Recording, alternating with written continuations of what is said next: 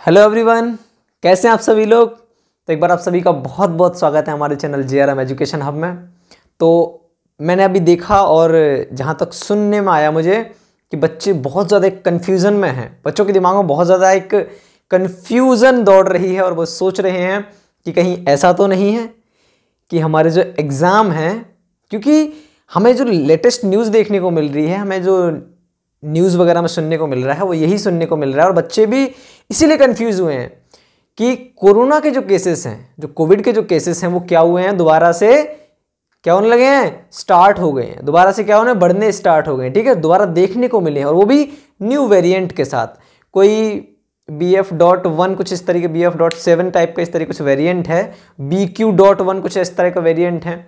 तो कुछ नए नए वेरिएंट आए हैं किसके, कोरोना के। ठीक है, तो बच्चे बहुत ज़्यादा कन्फ्यूजन में हैं और उनके सवाल आ रहे थे बहुत ज़्यादा। उनके क्वेश्चन ऐसे थे बच्चों के कि वो यही पूछ रहे हैं कि भैया जो एग्ज़ाम है क्या वो कैंसिल हो जाएंगे या फिर 2020 या 2021 के जैसे क्या कहते हो जाएंगे, क्या हो जाएंगे, या तो कैंसिल हो जाएंगे या फिर हमें क्या कर दिया जाएगा, पास कर दिया जाएगा।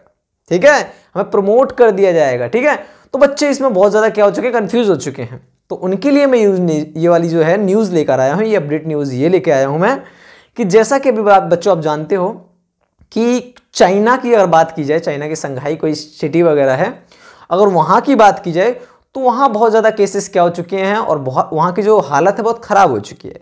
केसेस बहुत इंक्रीज हो रहे हैं वहाँ कोरोना के न्यू वेरिएंट के। ठीक है, तो एक ऑब्वियस सी बात है, जहाँ से शुरुआत हुई है तो सबसे पहले तो वो भुगतेगा ही उसको, चाइना। ठीक है चलिए, पर अभी बात की जाए कि ये बात तो उनकी हो गई, लेकिन वो ये ना कि जब गेहूं पिसता है तो क्या उसमें घुन तो पिसता ही है ना। तो वही बात आ गई है।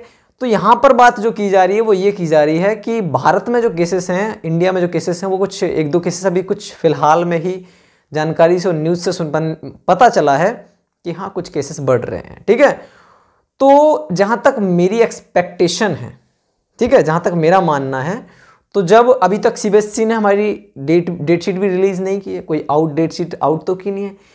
तो अगर कुछ दिनों में अगर बहुत ज़्यादा केसेस हैं, जैसे मैंने बताया था कि हमारी डेट शीट जैन के फर्स्ट वीक में आएगी, अगर इन 8-10 दिन में, ठीक है, अगर इन 8-10 दिनों में जो भी बचे हुए हैं दिसंबर के, अगर इनमें लगता है क्या कि केसेस बढ़ रहे हैं कोरोना के, तो हो सकता है गवर्नमेंट CBSE को कुछ इस तरीके से नोटिस करे या फिर इस तरीके से क्या दे, कुछ ऑर्डर्स दे कि CBSE को क्या करना पड़े, कुछ उसमें फेरबदल करना पड़े डेट शीट में। तो ये बात तो कंफर्म है अगर केसेस बढ़ते हैं तो। दूसरी बात ये कि आप ये मत सोच के चलिए कि आपको प्रमोट किया जाएगा, तो ये सोच के तो पढ़ना नहीं है, तो आपको प्रमोट नहीं किया जाएगा, ये सोच के आपको पढ़ना नहीं है, आपको प्रमोट नहीं किया जाएगा। तो पहली बात तो आप ये ध्यान में रखेंगे, प्रमोट नहीं किया जाएगा।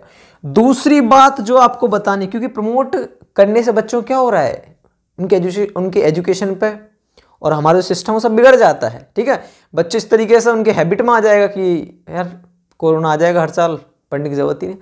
तो इस तरीके से आप मत सोचिए, क्योंकि गवर्नमेंट जो है वो डोज लाएगी आपकी इम्यूनिटी के लिए, लेकिन वो इस तरीके से कुछ भी डिसीजन नहीं देगी कि बच्चों का भविष्य खराब हो, उसमें फ्यूचर खराब हो। ठीक है बेटा, चलिए, प्रमोट आपको नहीं किया जाएगा, एक बात क्लियर है। दूसरी बात, एग्जाम कैंसिल नहीं होंगे। एग्जाम क्या होंगे बेटा, एग्जाम जो है वो कैंसिल नहीं होंगे। तो ये बात भी क्लियर करके चलें कि एग्जाम कैंसिल नहीं होने वाले आपके, दो बात क्लियर। ठीक है, क्योंकि बहुत से बच्चे सोच रहे होंगे अच्छा 2020 में हमारे कैंसिल हो गए थे, प्रमोट कर दिया गया, 2021 में भी, पर इस बार ऐसा कुछ नहीं होने वाला। ठीक है बेटा, प्रमोट आप लोग नहीं होंगे, ना ही आप लोगों के एग्जाम कैंसिल होंगे। कुछ होगा तो आपको एग्जाम ही देना पड़ेगा।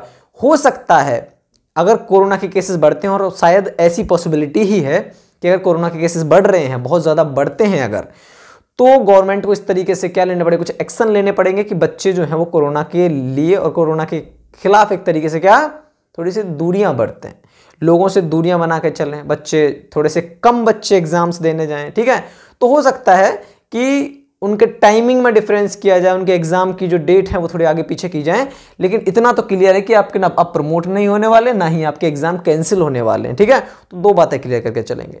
तो और तीसरी बात, जो बच्चे पढ़ना छोड़ देंगे कोरोना की वजह से, क्या कुछ वैसे बच्चे होंगे ओवर स्मार्ट, बहुत ज्यादा बच्चे होंगे जो, ठीक है, वही सोच रहे हैं आप पढ़ने की जरूरत ही नहीं, हम तो प्रमोट हो जाएं, तो ये गलती ना करें, आपको स्टडी जो है वो कंटिन्यू रखनी है, ठीक है। स्टडी क्या रखनी है, कंटिन्यू रखनी है।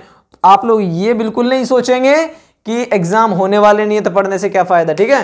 तो ये गलतफहमी अपने दिमाग से निकाल दीजिए, क्योंकि एग्जाम तो आपके होंगे और पक्का है कि फेब में ही होंगे, 15 फेब से ही होंगे, यही क्लियर है, ठीक है। हो सकता है आपके लिए कुछ प्रिकॉशंस वगैरह, कुछ सावधानियां बरती जाएं कोरोना के खिलाफ, ठीक है, कोरोना से बचाव के लिए, लेकिन ये बात तो क्लियर है कि आपके साथ खिलवाड़ नहीं किया जाएगा इस बार, ठीक है। क्योंकि जहां तक आप जानते हैं कि हमारी इंडियन इकोनॉमी जो है बहुत ज़्यादा जीडीपी वगैरह भी क्या बहुत नीचे गिर गई थी, आपको पता है ना।